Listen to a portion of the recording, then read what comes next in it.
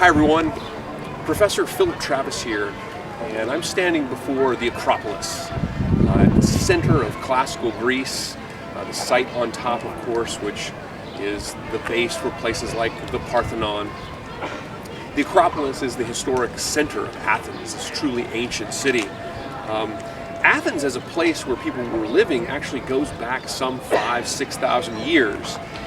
The Acropolis was the center of this place during the Mycenaean age, which of course was the age prior to the Dark Ages. The Dark Ages in Greek history was the period that Homer was writing. But Homer, of course, was writing about the Mycenaean age and an imagining of the Mycenaean age, which is the period of the Bronze Age. Classical Greece, of course, we're talking about the period of the 5th century, really. The 4th and 5th century, the period of Plato, of Socrates, and that's when the structures up here were built.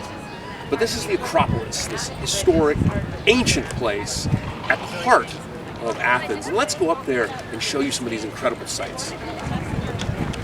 So we are here on top of the Acropolis, in front of the Parthenon. And again, this Acropolis, this large rock outcropping in Athens, has been a very, very ancient site in Athens. The use of this site predated the building of these buildings around here, like the Parthenon, by quite a number of years.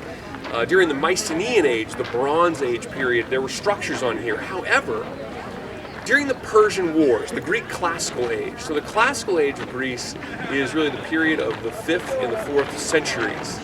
And it was the age that really dawned with the emergence of the Athenian success in the Persian Wars.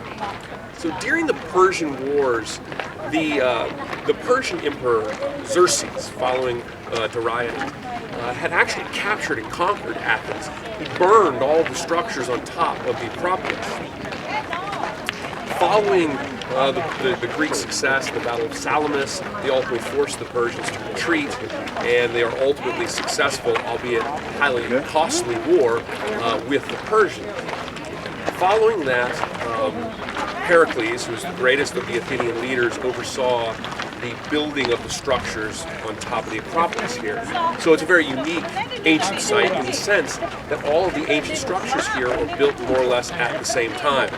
They weren't like most ancient sites, you have different structures built at different times. These are actually all built at the same time under the leadership of Pericles in the classical age of Greece. There are 4 major structures on top of the Acropolis and 2 very interesting ones just below the Acropolis. So I want to talk about these momentarily. When you travel up the Acropolis, the first interesting thing you see is the Theater of Dionysus, which you see here. The Theater of Dionysus is regarded as maybe the oldest theater in the world, a Greek theater built into the side of the cliff like this. And this theater arguably might have been the birthplace of Greek tragedy. Now, as you move further up past the Theater of Dionysus, there is a newer Roman-era Greek theater that you see here, which was restored in 1950 and still hosts events today. The Odeon is as it's called. Now, entering the Acropolis area, you pass through the Propylaea, and this is the image from the Propylaea associated with these large marble columns as you go up the steep steps into the top portion of the Acropolis. As you pass through the Propylaea, you see on your right-hand side this small temple here, the temple to Athena Nike, which was completed around 420 BCE or BC. Now, once you enter into the main area of the Acropolis, to your left, you see a temple known as the Erechtheum. And the Erechtheum is, for some, perhaps the most interesting, even though it is smaller than the Parthenon. And it's so interesting in part because of the way it's built, and particularly because of these 6 columns, these female statues that make up the columns of this portion of the Erechtheum, this temple, which is a temple to Poseidon and Athena, Greek gods in Greek mythology. Of course, the most iconic of the structures atop the Acropolis is the Parthenon, this incredible temple that was built to the goddess of the polis of Athens, Athena. This structure was built under the leadership of Pericles, the greatest of the Greek leaders during the Greek classical age. It was built in the 400s BCE between the Persian and Peloponnesian Wars. The Greek classical age is a some 200-year history associated with the flowering of Greek culture, of democracy, of theater, and philosophy.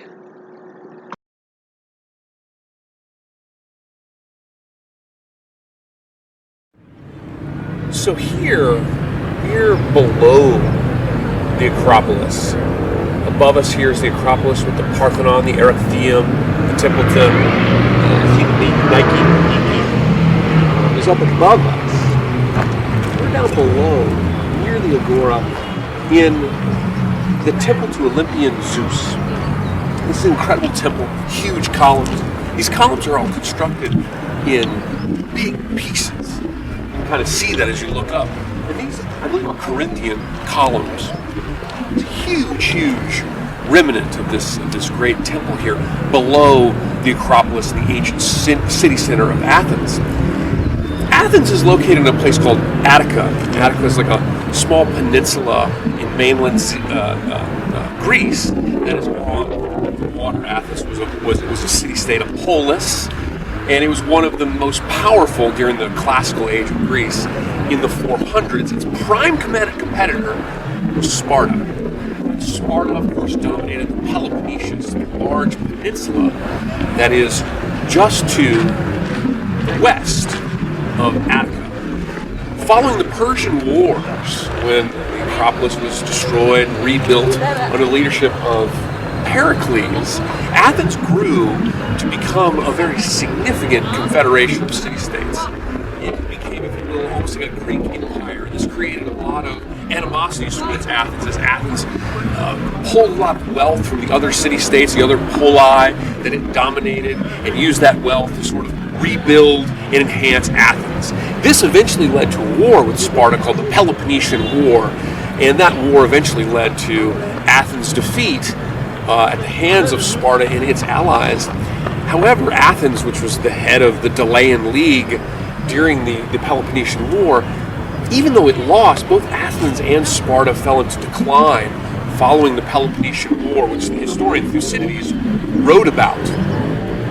And this ultimately set the stage for the eventual rise of Philip the Great and his son Alexander the Great. So things to think about here. Why was there ever a concerted state of Athens, an empire of Greece, I should say? Why was Athens this one entity? Why was Sparta another entity? And geography has a lot to do with it.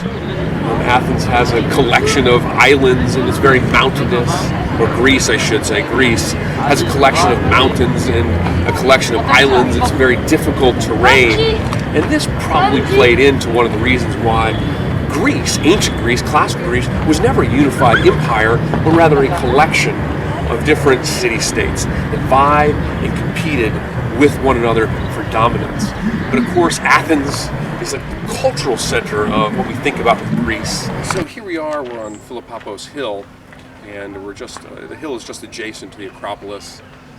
And behind me is an interesting site. It's called the Prison of Socrates, which it probably had nothing to do with Socrates.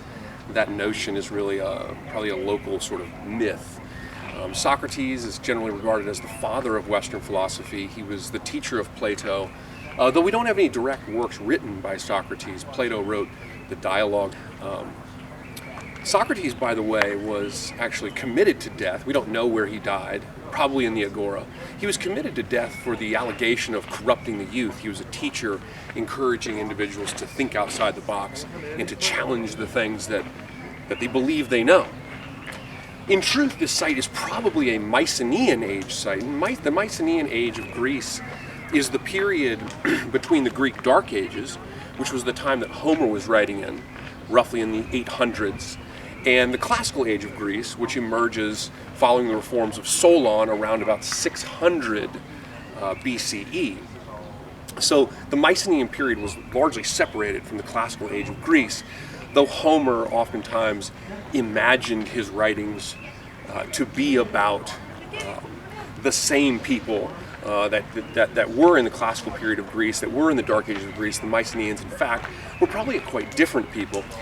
And interestingly, Mycenaean Greece, was collapsed in an association with a widespread event in the old Mediterranean world. Roughly around 1200, there was a series of events that led to cataclysm in the ancient world. There were invasions by a group known as the Sea People that attacked Egypt and other areas in the region. There were also environmental catastrophes, volcanic eruptions. And we're not exactly sure what specifically sparked this change, but a series of events sparked really a cataclysmic shift in the old world around about 1200 and led to a significant decline of Greece. Mycenaean Greece basically ended, giving rise to the Dark Ages, the period of time in which Homer was writing, and Homer was imagining himself writing about the Mycenaean period, and then eventually giving rise to the classical age of Greece around about 600. Likewise, Egypt, at a similar time, the new kingdom of Egypt fell into decline as well. And Egypt never returned to the kind of glory that it had prior to these cataclysmic events associated with environmental and geological catastrophes, as well as the invasions of the Sea People around 1200. But this again, it was probably a home, a two-story home. If you see the indentions in the rocks, those would have been for boards that would have gone out and made up the second story of this building. And it's generally a local myth that this was the prison of Socrates. We don't know that, and highly unlikely. If he was in prison somewhere, it would have probably been in the Agora. But local myth calls this site the prison of Socrates. So we are in an extremely fascinating location. This is the site of the old Athenian Assembly. Athenian Greece is, of course, associated with the first democracy, albeit there were probably other city-states, poli, in ancient Greece that had representative structures in place. It's just that Athens is the only one where we have significant written evidence about this. Athens' story in democracy is quite interesting because it's not a smooth process. Democracy requires a lot of strength in terms of maintaining and refining these types of governing systems, because they're always vulnerable to oligarchs and tyrants who want to seize control. The democracy of Athens really begins with the reforms of an individual named Solon in roughly around 600 BCE. And Solon, Athens was at the mercy of an oligarchy, and the vast majority of people were exploited by this oligarchy. And Solon instituted a series of reforms. This particular site, as part of the assembly, is associated with the reforms of Cleocenes. And through the period of the roughly 300 years, 3 centuries, that this site was used as part of the Athenian Assembly, it went through a number of challenges to the democratic process, in which tyrants might try to seize control in Athens.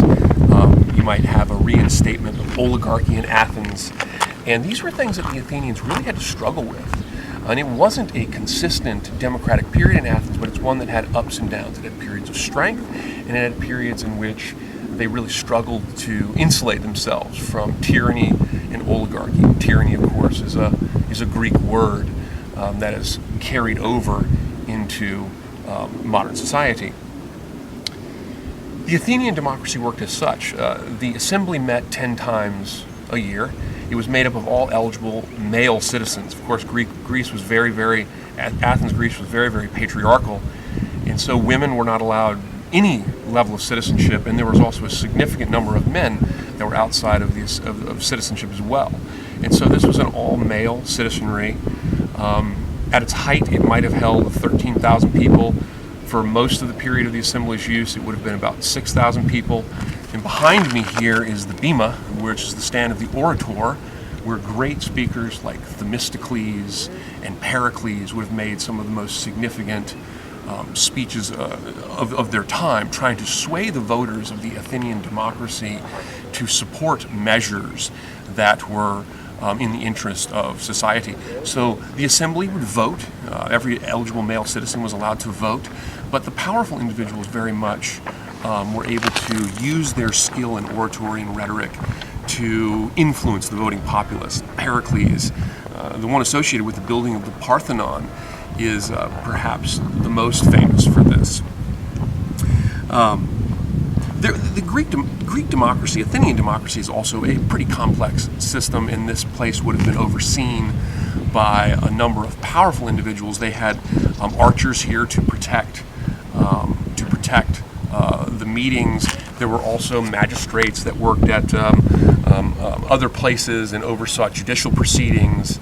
And of course there were executives as well, and Pericles was one of the generals and was one of the most significant executives in the Athenian democracy. But my overall theme here that I want us to remember, and is, if you're in my history class, a factoid for this week, is the struggles of the Athenians to maintain, to not only develop a democratic system as a way of overcoming exploitation at the hands of a government of oligarchs, a rule by the rich, but also the difficulty over time in the vigilance required to maintain a democratic system, as Athens faced many challenges in this respect. And they faced a return of oligarchy at times, a return of tyranny, and it took a lot of will on the part of the people to return to democratic processes. Now, I would like to give you an idea where we're at. We're on this hill, the hill, which is, it's generally part of the Philippopos hill, but it's just beneath the Acropolis, which of course on top of the Acropolis is the famous Parthenon, which was built in the leadership of Pericles, who would have spoken right here many times. And I'd love it if our camera lady Jenny would pan over there and give you this iconic shot of the Acropolis, and give you an idea of exactly where we are in context of ancient Athens and the assembly, the heart of representative democracy in ancient Greece in the classical age.